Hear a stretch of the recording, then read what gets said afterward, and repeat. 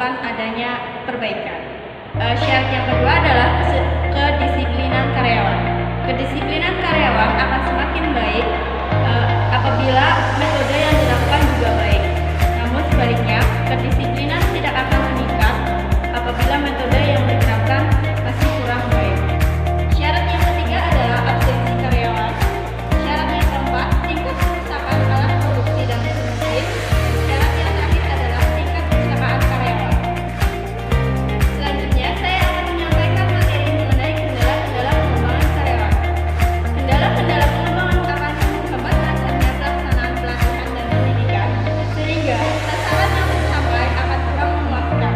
Kendala-kendala pengembangan karyawan dapat berkaitan dengan peserta, pelatih atau instruktur, fasilitas pengembangan, kurikulum, dan yang terakhir adalah dana pengembangan. Saya akan menjelaskan tentang tujuan pengembangan. Pengembangan karyawan bertujuan dan bermanfaat bagi perusahaan, karyawan, konsumen, dan masyarakat yang mengkonsumsi barang atau jasa yang dihasilkan oleh perusahaan. Adapun tujuan dari pengembangan sebenarnya menyangkut sebagai berikut. Pertama, produktivitas kerja. Yang kedua, efisiensi. Yang ketiga, kerusakan. Yang keempat, kecelakaan. Dalam pelatihan karyawan terdapat beberapa metode, seperti metode on the job training dan metode rotasi pekerjaan. Metode on the job training merupakan metode pelatihan dengan cara para pekerja atau calon pekerja ditempatkan dalam kondisi pekerjaan yang real. Dan rotasi pekerjaan adalah pelatihan silang bagi karyawan agar mendapatkan variasi kerja. Rotasi atau transfer menurut Wajuri pada 2002 merupakan suatu perpindahan pekerjaan seseorang dalam suatu organisasi maupun perusahaan yang mengerjakan yang memiliki tingkat level yang sama dari posisi pekerjaan sebelum menggunakan pindah kerjaan, baik masalah gaji, tugas, tanggung jawab yang baru, dan pada umumnya sama seperti sedia kala.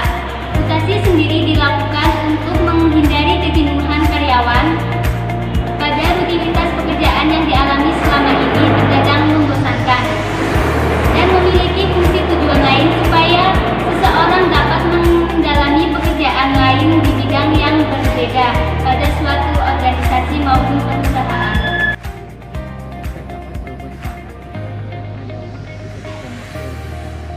Yang pertama adalah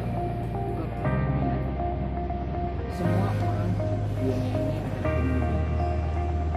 Cuma yang membedakan antara satu orang dan lain adalah orang yang pemimpin tersebut.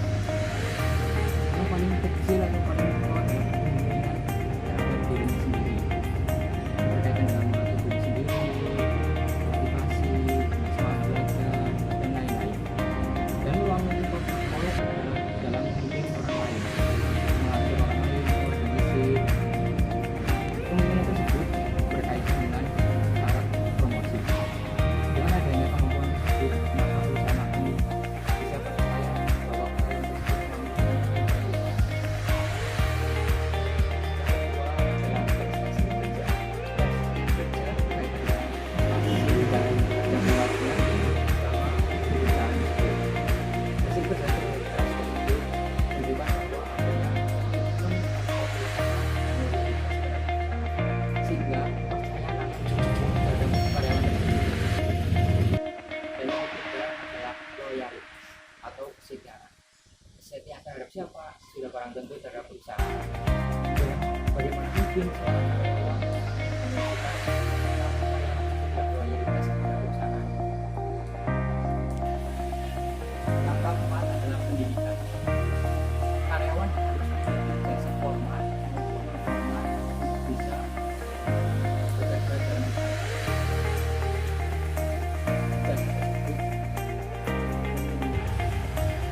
yang keempat adalah pendidikan. Pendidikan di sini karyawan harus memiliki jasa formal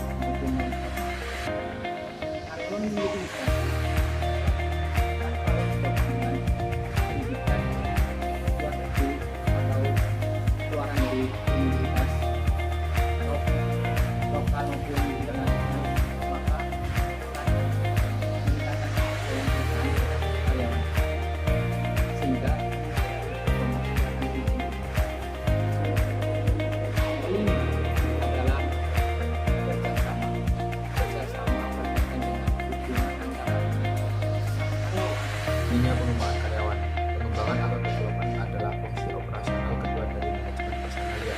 Dalam pengembangan karyawan harus dilakukan secara berencana dan berkesinambungan agar pengembangan dapat dilakukan dengan baik. Program pengembangan karyawan hendaknya disusun secara cermat dan didasarkan pada metode ilmiah serta berpedoman pada keterampilan yang dibutuhkan oleh perusahaan.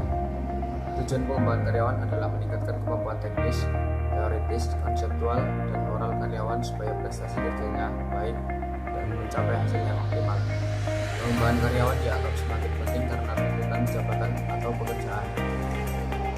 Selain itu, karena semakin majunya perkembangan teknologi dan besarnya persaingan antar perusahaan, dalam pengembangan karyawan memang dibutuhkan biaya yang cukup besar.